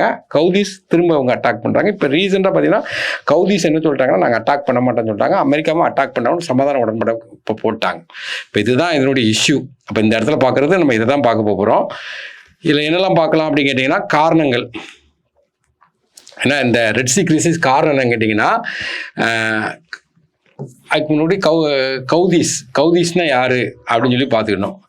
கவுதிஸ்னா அவங்க அதிகாரப்பூர்வமாக அன்சார் அல்லாஹ் என்று அழைக்கப்படுகிறார்கள். இவங்க தான் இவங்க எங்கேருந்து செயல்படுறாங்கன்னா ஏமன்லேருந்து செயல்படுறாங்க. அப்போ செங்கடல்னா என்னென்னா மத்திய திரைக்கடலும் செங்கடலும் இணைக்கக்கூடியதுன்னா சூயஸ் கால்வாய், அதை முக்கியம் பார்த்துக்கிட்டோம். அப்புறம் பாப்பைல் மண்டபம் சலச்சந்தின்னு சொன்ன உடனே ஜலனா வாட்டர், சந்தினா ரெண்டை இணைக்கணும். அப்போ இந்த இடத்துல பார்த்தீங்கன்னா பாப்பைல் மண்டபம் சலச்சந்திங்கிறது எதை இணைக்குன்னு கேட்பாங்க. அப்போ ரெட் சீயையும் என்ன கல்ஃப் ஆஃப் ஏடன் அந்த இடத்துல தான் இவங்க அட்டாக் பண்ணிட்டு இருக்காங்க. இப்போ இதை தான் நம்ம மேப்பில் பார்த்தோம். இதுக்கு காரணங்கள் என்னென்னா இந்த கவுதிஸ்ங்கிறவங்க வந்து செங்கடல் வழியாக செல்லும் இஸ்ரேல் மற்றும் பிற நாடுகளின் சரக்கு கப்பலை குறிவைத்து அடிக்கிறார்கள். ஏன்னா காசா மீதான இஸ்ரேலின் தாக்குதலை நிறுத்தும் வரை நடத்துவதாக சபதம் எடுத்தார்கள். அதனால நிறைய பேர் பாதிக்கிறதுனால அமெரிக்காக்காரங்க என்ன பண்ணாங்க கேட்டிங்கன்னா ஆப்ரேஷன் ப்ராஸ்பரிட்டி கார்டியன் அப்படின்னு சொல்லிட்டு ஒரு ஷிப்மெண்ட் போகுதுன்னா கூடயே பார்த்தீங்கன்னா ஒரு ஷிப்மெண்ட் பாதுகாப்புக்காண்டி வரும். அவங்க ஒரு மிஷின் அனுப்பினா அவங்க ஆன்டி மிஷின் அனுப்பி தடுக்கிறத அல்லது அட்டாக் பண்ணுறதுக்காண்டி. அதுமாதிரி ஐரோப்பிய யூனியன்லேருந்து என்ன பண்ணுறாங்கன்னா ஏஸ் பைடஸ் மிஷன் சொல்லிட்டு ஆப்ரேட் பண்ணியிருக்காங்க. இப்போ என்ன கேட்டால் ஒரு சமாதான உடன்படிக்கை போட்டிருக்காங்க. இதுதான் அவங்களுடைய முக்கியமானது. நெக்ஸ்ட் பார்த்தீங்கன்னா இது மேபி கேட்கலாம், ஏன்னா லிட்டில் சான்ஸ் தான், கொஞ்சம் தான் சான்ஸு. இதில் என்னென்னா டொனால்டு ட்ரம்ப் ஏன்னா வேர்ல்டே இவர் ஆட்டி படைச்சிட்டு இருக்காரு. அவர் ஆக்சுவலாக 45th அமெரிக்கா பிரசிடெண்டாக இருந்தார். 46th கிடையாது, அது 47th. அமெரிக்கா பொறுத்த வரைக்கும் ஒரு ஆள் 2 தடவை தான் பிரசிடெண்டாக இருக்க முடியும். அங்கே டேம் என்னன்னா 4 வருஷத்துக்கு ஒரு ஆட்டம் எலெக்ஷன் நடக்கும். இப்போ அமெரிக்காவுக்கு எலெக்ஷன் இப்போ தான் நடந்துச்சு. மொத்தம் 535 சீட்டு. அதில் வந்து இவர் அமோக வெற்றி பெற்றார். மொத்தம் வந்து அமெரிக்கா பொறுத்த வரைக்கும் பார்த்தீங்கன்னா மொத்தம் 50 மாநிலம் இருக்கும், 50 ஸ்டேட். இப்போ இந்த மேப்பை பொறுத்த வரைக்கும் பார்த்தீங்கன்னா தெரியும். ஆக்சுவலாக இந்த இடத்துல நம்ம ஏற்கனவே பார்த்தோம், எஸ் டைப்பில் பார்த்தோம். இது அட்லாண்டிக் ஓஷன், இது நமக்கு என்ன கேட்டிங்கன்னா பசிபிக் ஓஷன், இது அட்லாண்டிக் ஓஷனு. இல்லை எல்லோ கலரில் இருக்குது பார்த்தீங்களா, இதுதான் நமக்கு வந்து என்ன கேட்டிங்கன்னா யூஎஸ்ஏ. இதில் 50 ஸ்டேட் இருக்குது, 49 இதில் இருக்கும். இந்த 1 இந்த இருக்குது அலாஸ்கா, இதுவும் அமெரிக்கா கூட சேர்ந்தது தான். 1 மட்டும் அந்த சைடில் இருக்கும். அப்போ அலாஸ்கா அந்த 1 அப்படியே இணைஞ்சு ரஷ்யா கூட போகிற மாதிரி இருக்கும். இப்போ 50 மாநிலம் இருக்குது. ஏன்னா 50 மாநிலத்தில் இப்போ தான் எலெக்ஷன் பண்ணி வச்சுருக்காங்க. இதை நீங்கள் நல்லா கவனிக்கணும். யூஎஸ்ஏக்கு மேலே உள்ளது என்னென்னா கனடா நாடு இருக்குது. இப்போ கூட கனடாவில் பார்த்தீங்கன்னா ஆட்சி மாறி இருக்குது. ஆக்சுவலாக யூஎஸ்ஏயும் கனடாவையும் பிரிக்கக்கூடிய இந்த பவுண்டரி லைன் இருக்குது பார்த்தீங்களா, இதுதான் வந்து 49th பேரலல் அப்படிம்பாங்க. 49th பேரலல் எதை பிரிக்குன்னா யூஎஸ் கனடா பிரிக்குது. வேர்ல்டுலேயே மிக நீளமான பவுண்டரி லைன். ஆனால் அவங்க 2 பேருக்கும் முரண்பாடு அவ்வளோவா இருக்காது. அதுக்கப்புறம் பார்த்தீங்கன்னா கீழே பார்த்தீங்கன்னா இந்த பச்சை கலரில் இருக்குது பார்த்தீங்களா, இதுதான் மெக்சிகோ.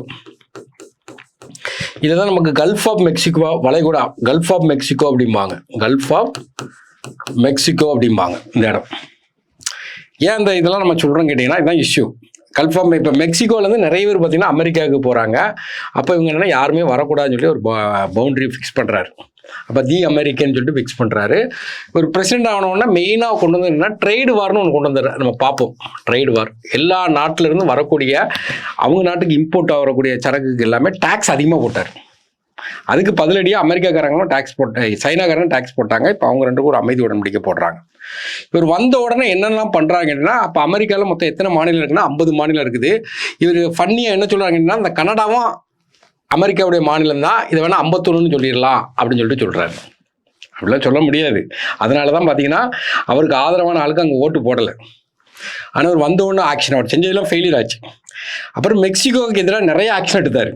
அதில் என்ன சொல்கிறேன்னா, இது கல்ஃப் ஆஃப் மெக்சிகோன்னு சொல்லக்கூடாது, இது வந்து கல்ஃப் ஆஃப் அமெரிக்கா அப்படிங்கணும்னு சொல்கிறார். அப்போ இந்த கல்ஃப் ஆஃப் மெக்சிகோ சொல்லக்கூடாது, கல்ஃப் ஆஃப் அமெரிக்கான்னு சொல்லணும்னு சொல்லிட்டு ஒரு பாயிண்ட் சொல்கிறாரு. அதுக்கப்புறம் பார்த்தீங்கன்னா இந்த மேலே இருக்குது பார்த்தீங்கன்னா கிரீன்லாந்து. இதான் பார்த்தீங்கன்னா மிகப்பெரிய ஒரு ஐலாண்டு. அப்போ இந்த கிரீன்லாண்டு வந்து டென்மார்க் கண்ட்ரோலில் இருக்குது. அங்கேயும் மினரல்ஸ் அதிகமாக இருக்குது. எப்படி உக்ரைன்லேருந்து வாங்கினாங்களோ அது மாதிரி மினரல்ஸ் இங்கேயும் அதிகமாக இருக்குது. அப்போ கிரீன்லாண்டையும் நாங்கள் பிடிப்போம் அப்படின்னு சொல்லிட்டு சொல்லியிருக்காரு. ஆனால் டென்மார்க்காரன் அவன் மேலே கோபத்தில் இருக்கான். இது போக பார்த்தீங்கன்னா அந்த கீழே பார்த்தீங்கன்னா இது ஃபுல்லாக பார்த்தீங்கன்னா மத்திய அமெரிக்க நாடுகள் கடைசியாக பார்த்தீங்கன்னா பனமான்னு இருக்கும். இதில் தான் பனமா கேனல் இருக்கும். இந்த சைடு நம்ம என்ன பார்த்தோம், பசிபிக் ஓஷன் பார்த்தோம். இந்த சைடு பார்த்தீங்கன்னா அட்லாண்டிக் ஓஷன். ரெண்டையும் கனெக்ட் பண்ணுறது பனமா கேனல். அந்த பனமா கேனல்ங்கிறது கண்ட்ரோல் வந்து பனமா நாட்டு கூட இருக்குது. இவங்க என்ன சொல்கிறாங்கன்னா என்னுடைய கண்ட்ரோலில் தான் வரணும் அப்படிங்காங்க.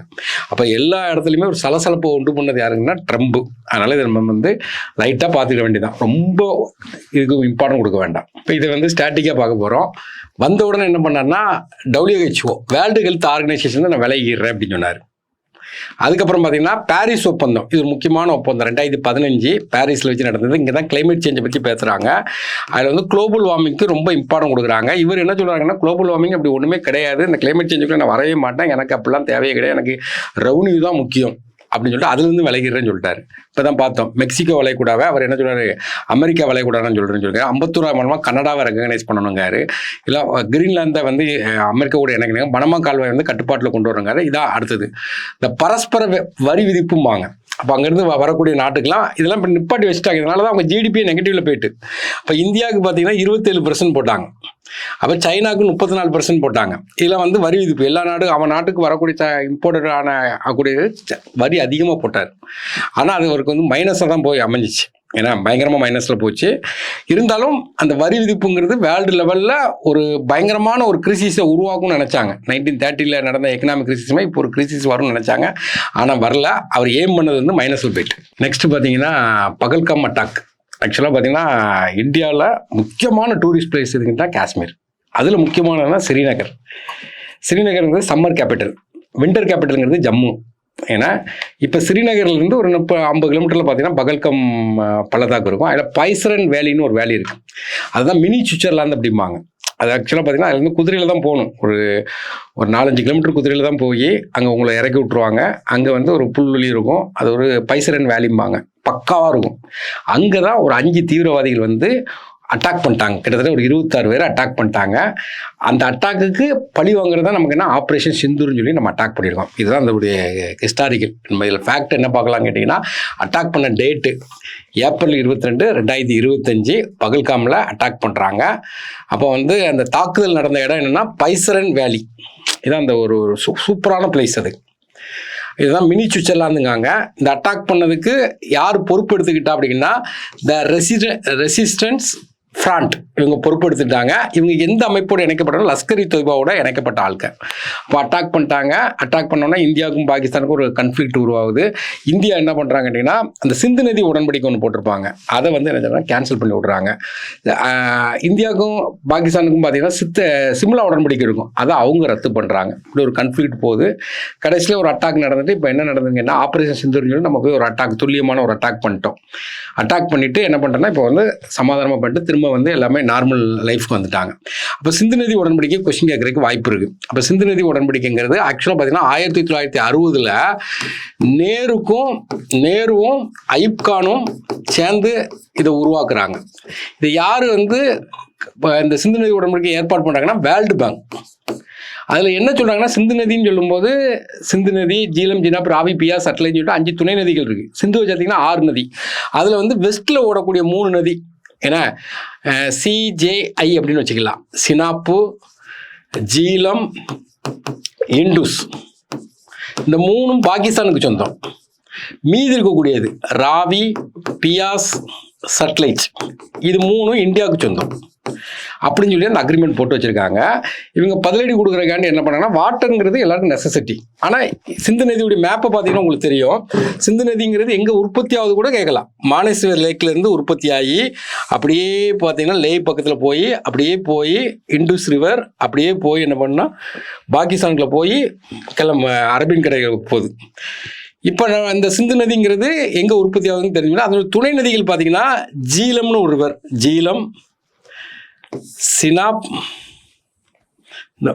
ஏன்னா இந்த 3ம் பார்த்தீங்கன்னா நமக்கு என்னென்னா பாகிஸ்தானுக்கு சொந்தம். அப்புறம் பார்த்தீங்கன்னா ராவி, பியாஸ், சட்லஜ், இந்த 3ம் இந்தியாவுக்கு சொந்தம். அப்போ இந்த 3 நதியும் பார்த்தீங்கன்னா இந்தியாவிலேருந்து தான் பாகிஸ்தானுக்கு போகுது. இது ஃபுல்லாகவே நமக்கு இந்தியாவிலேருந்து தான் போகுது. அப்போ வந்து இந்தியாவில் அந்த ரிவருக்கு இதில் பார்த்தீங்கன்னா டேம் கட்டியிருப்போம். அதில் முக்கியமான டேம் பார்த்தீங்கன்னா பக்லியார் டேம். எந்த ரிவரில் கட்டியிருக்காங்கன்னு கேட்கலாம். அப்போ வந்து சினாப் ரிவரில் கட்டியிருக்காங்க. அப்புறம் சலால் டேம், அது எந்த ரிவரில் கட்டியிருக்காங்கன்னா சினாப்பில் கட்டியிருக்காங்க. இப்போ இந்த இதில் என்ன சிந்து நதி ஒப்பந்தத்தை மீறி அந்த டேம்ல இருந்து தண்ணி வந்து பாகிஸ்தானுக்கு போக அதை நிப்பாட்டி வச்சுட்டாங்க. இப்போ தண்ணி பஞ்சம் பயங்கர வரமாக இருந்துச்சு. ஆனால் இப்போ சமாதான உடன்படிக்கை போட்டதுனால திரும்ப தண்ணியை திறந்து விட்டுருக்காங்க. இன்னைக்கு பேப்பரில் கூட நீங்கள் அதை பார்க்கலாம். அப்போ இதுதான் மெயின் இந்த சிந்து நதி உடன்படிக்கைங்கிறது. இதான் 3 ரிவர் அவனுக்கு சொந்தம், 3 ரிவர் நமக்கு சொந்தம். யார் போட்டான்னா நேருவும் அயூப் கானும். யாருக்கு இது ரெடி பண்ணாங்கன்னா வேர்ல்டு பேங்க் ரெடி பண்ணியிருக்காங்க. இதுதான் இதை பார்த்துக்கணும். அப்போ நம்ம வந்து இதை கேன்சல் பண்ணுறோம். அதுமாதிரி சிம்லா ஒப்பந்தம் இருக்கு. சிம்லா ஒப்பந்தங்கிறது 1971 பார்த்தீங்கன்னா இந்தியா பாகிஸ்தான் வார். இந்த வாரில் தான் பங்களாதேஷ்னு ஒரு நாட்டை உருவாக்கி கொடுக்குறாங்க இந்திரா காந்தி. அப்போ வந்து சிம்லா உடன்படிக்கைன்னா என்ன கேட்டிங்கன்னா, நார்மலாக ஒரு வார் நடக்கும்போது 2 நாடுகள் சண்டை போடுவாங்க. 3வது நாடு வந்து இன்டர்ஃபியர் ஆகி அவங்க நாட்டில் வச்சு ஒரு ஒப்பந்தம் போட்டு வைப்பாங்க. இப்போ எக்ஸாம்பிளுக்கு 1965 பாகிஸ்தான் வார் இருக்கும். அப்போ ஒப்பந்தம் வந்து தாஸ்கண்ட் ஒப்பந்தம் போட்டிருப்பாங்க, தாஸ்கண்டில் வச்சு போட்டிருப்பாங்க. அப்போ வந்து ஆனால் அந்த சிம்லா ஒப்பந்தத்துடைய ஃபீச்சர்ஸ் என்ன கேட்டிங்கன்னா, வேறு நாடு தலையிடவே கூடாது. அப்போ இந்த ஒப்பந்தத்தை இந்தியாவில் வச்சே போடணும்பாங்க, அவங்களும் ஒத்துக்கிடுவாங்க. அப்போ சிம்லா ஒப்பந்தத்தில் மெயின் என்னென்னா லைன் ஆஃப் கண்ட்ரோல் அப்படிம்பாங்க. அப்போ இந்தியா பாகிஸ்தான் எல்லை கோடு இருக்குல்ல, அதை பற்றி பேசுவாங்க. இப்போ இதை வந்து பாகிஸ்தான்காரன் கேன்சல் பண்ணுறான் அப்படின்னா மீனிங் என்னென்னா, நான் எல்லை கோட்டை தாண்டி நான் வருவேன் அப்படிங்க. அதான் அதனுடைய மீனிங். அப்போ இதை தான் நம்ம பார்க்குறோம். இது யாருக்கு நடுவில் நடக்குன்னா, இந்த சிம்லா ஒப்பந்தங்கிறது முக்கியமான ஒப்பந்தம். இந்திரா காந்தி 1972 நடக்குது. இந்திரா காந்தி பிறகு பார்த்தீங்கன்னா சுல்ஃபிகர் அலி பூட்டோ, இவங்க 2 பேருக்கும் நடுவில் போட்டது தான் நமக்கு என்னென்னா ஒப்பந்தம். அப்போ 2 பேருக்கும் வந்து LOC பற்றி பேசியிருக்காங்க. இதை அவங்க கேன்சல் பண்ணுவாங்கன்னு சொல்லியிருக்காங்க. இப்போ இந்த அட்டாக் பண்ணாங்க பார்த்தீங்களா, இதுக்கு பதிலடி கொடுக்குறது தான் நம்ம சிந்தூர் ஆப்ரேஷன் சிந்தூர்னு சொல்லிட்டு கொண்டு வந்துட்டோம். இப்போ வந்து இதை அட்டாக் பண்ணுறாங்க. இதில் 9 இடத்துல அட்டாக் பண்ணுறாங்க. அதில் பாகிஸ்தான் ஆக்கிரமிப்பு காஷ்மீருக்குல அந்த இடத்துல 5ம் 4 இடம் பாகிஸ்தானில் போய் அட்டாக் பண்ணியிருக்காங்க. அது டெரரிஸ்ட் இருக்கக்கூடிய இடமா பார்த்து அட்டாக் பண்ணியிருக்காங்க. சிவிலியன் இருக்கக்கூடிய இடத்துல அட்டாக் பண்ணியிருக்காங்க. மொத்தம் 24 துல்லியமான தாக்குதல் நடத்தியிருக்காங்க. சக்ஸஸ், இது வந்து பயங்கரமான சக்ஸஸ். அதுமாதிரி அவங்களும் பதிலுக்கு பார்த்தீங்கன்னா ட்ரோன் அட்டாக் நிறைய அட்டாக் பண்ணாங்க. மிசைல் அட்டாக், ட்ரோன் அட்டாக் நிறைய அட்டாக் பண்ணாங்க. அதுக்கு நமக்கு ஆன்டி மிசைல் வந்து பயங்கரமாக செயல்பட்டுச்சு. அப்போ இதுதான் இந்த வாரில் பேசக்கூடிய பொருளாக இருந்துச்சு. அப்போ S-400 சுதர்சன் சக்ரா அப்படிங்காங்க. சுதர்சன் சக்ரா இது வந்து ரஷ்யாவிலேருந்து வாங்கியிருக்காங்க. 400 கிலோமீட்டர், அதான் 400, 400 கிலோமீட்டர்ல இருந்து வரக்கூடிய மிசைல், ஏர்லேருந்து வரக்கூடிய மிசைலை அட்டாக் பண்ணி நம்ம பாதுகாக்கிறது. இது வந்து S-400. பராக் 8 இது வந்து 70 கிலோமீட்டர் டிஸ்டன்ஸில் உள்ள இதை வந்து வரக்கூடியதை அட்டாக் பண்ணுறது. அப்போ இஸ்ரேல்லேருந்து வாங்கியிருக்காங்க. முக்கியமாக சொல்ல வேண்டியது ஆகாஷ் தான். இது வந்து நம்ம நாட்டுடைய தயாரிப்பு, DRDOவுடைய தயாரிப்பு. இது பயங்கரமானது. அப்போ இதுதான் வந்து உள்நாட்டிலே தயாரிக்கப்பட்ட சாதனம். 25 கிலோமீட்டர் வரை எதிரி ஏவுகணையை தாக்கி அழிக்கக்கூடிய ஆன்டி மிசைல். அப்புறம் ஸ்பைடர், இது வந்து இஸ்ரேலிருந்து வாங்கியிருக்காங்க. கிட்டத்தட்ட 15 கிலோமீட்டருக்கு அட்டாக் பண்ணக்கூடிய ஒரு ஆண்டி மிஷில். இப்போ இந்த 4யுமே இந்த வாரில் அதிகமாக பேசப்பட்ட பொருள் என்ன கேட்டால் இந்த 4 தான். அப்புறம் ஜென்ரலாக வந்து நம்ம ஜிகே ஓரியன்டேஷன் பார்க்கும்போது இந்த ஆப்ரேஷன் பற்றி பார்க்குறோம். என்னென்ன ஆப்ரேஷன் சிந்தூர் பார்த்தோம், அது கேட்கறதுக்கு நிறைய சான்ஸ் இருக்குது. அதுக்கப்புறம் என்னென்ன இருக்குன்னு சொல்லிட்டு லைட்டாக பார்த்துக்கிற போகிறோம். அப்புறம் ஆப்ரேஷன் பிரம்மான்னு ஒன்று போட்டாங்க. மியான்மரில் பார்த்தீங்கன்னா ஒரு நிலநடுக்கம் வந்துச்சு. அப்போ அங்கேருந்து மக்களை பாதுகாக்கிறதுக்காண்டி ஆப்ரேஷன் பிரம்மான்னு ஒன்று போட்டாங்க. ஆப்ரேஷன் இந்திராவதிங்கிறது கைத்தி, அந்த பசிபிக் ஓஷனில் உள்ள ஒரு இதில் உள்ள கிளர்ச்சியிலேருந்து மக்களை பாதுகாக்காண்டி போட்டது வந்து கைத்தி. இது ஆப்ரேஷன் அஜய், இது வந்து இஸ்ரேல் பாலஸ்தீன இஷ்யூ போகும்போது அங்கேருந்து மக்களை கொண்டு வரக்காண்டி போட்டது ஆப்ரேஷன் அஜய். அடுத்தது டர்க்கி நிலநடுக்கம் வந்துச்சு, அங்கே வந்து ஆப்ரேஷன் தோஸ்துன்னு போட்டு டர்க்கியில் உள்ள மக்களை வந்து இந்திய மக்களை வந்து இந்தியா கூட்டு வந்தாங்க. ஆப்ரேஷன் காவேரி, இது சூடான் கலவரம் நடந்துச்சு, அப்போ அங்கே வந்து இந்திய மக்களை காப்பாற்றி இந்தியாவுக்கு கொண்டு வந்தாங்க. ஆப்ரேஷன் கங்கா, இது வந்து ரஷ்யா உக்ரைன் வார் நடந்துச்சு பார்த்தீங்களா, அந்த டைமில் நிறைய ஃப்ளைட்டில் போய் நம்மளுடைய நிறைய மாணவர்கள் மெடிக்கல் ஸ்டூடெண்ட் வந்து உக்ரைனில் படிச்சிருப்பாங்க, பீஸ் கம்மின்னு சொல்லிட்டு படிச்சுட்டு இருப்பாங்க, அவங்களெல்லாம் காப்பாற்றி கொண்டு வரக்காண்டி எல்லாத்தையும் காப்பாற்றுறக்காண்டி ஆப்ரேஷன் கங்கான்னு போட்டாங்க. ஆப்ரேஷன் ஆப்கானிஸ்தான் கிளர்ச்சியோட ஆப்ரேஷன் தேவி சக்தின்னு போட்டாங்க. இதில் முக்கியமானது மட்டும் நம்ம பார்த்துக்கிறோம். இதுதான் நம்ம இன்னைக்கு பார்த்து என்ன கேட்டிங்கன்னா ஒரு 5 பாயிண்ட் பார்த்துருக்கோம். இன்டர்நேஷனல் ரிலேஷனில் பார்த்துருக்கோம். இது வந்து ஒன்லைனர் மாதிரி, ஏன்னா இது வந்து அப்படியே ஒன்லைனர் மாதிரி உங்களுக்கு வந்து கொடுத்துருவேன். 2 பக்கம் தான், A4ல் 2 பக்கம் தான் இருக்கும். அப்போ 2 பக்கம் A4ங்கும் போது உங்களுக்கு அதிகபட்சம் என்னன்னு கேட்டிங்கன்னா ஒரு 10 டாபிக், நமக்கு 10 to 11 டாபிக் கவர் பண்ண போகிறோம். ஒரு 10 A4 சீட் தான் இருக்கும். 10 மார்க் நம்ம கன்ஃபார்மாக எடுப்போம். அது போக பார்த்தீங்கன்னா அதே மாதிரி இங்கிலீஷ்க்குமே நீங்கள் முக்கியத்துவம் கொடுக்கணும். அதுக்கு நம்ம என்ன பண்ணிருக்கோம் கேட்டிங்கன்னா, இங்கிலீஷில் இந்த இடியம் ப்ரைசஸில் 2 மார்க் நம்ம கேட்காங்க. அப்போ அந்த 2 மார்க் கேட்காங்கன்னா வெரி இம்பார்ட்டன்ட். 10க்கு 2ங்கிறது ரொம்ப இம்பார்ட்டன்ட். அதுவுமே ஒன்லைனரில் 2 பேப்பர், 2 அல்லது ஒரு 3 பேப்பர் இருக்கும். அந்த பேப்பரில் ரெடி பண்ணி ஒன்லைனர் மாதிரி கொடுத்துருக்கேன். ஏன்னா நீங்கள் டெய்லி அதுக்கு வந்து மனப்பாடம் பண்ணணும். அதுக்காண்டி அது இந்த பிடிஎஃப்ல இதில் அட்டாச் பண்ணியிருந்தேன். இதுக்குரிய பிடிஎஃப் வந்து அடுத்த கிளாஸ் எடுக்கும்போது அதில் நான் அட்டாச் பண்ணி விடுறேன். தேங்க்யூ. சுரேஷ் IAS அகாடமி, வெற்றியின் முகவரி.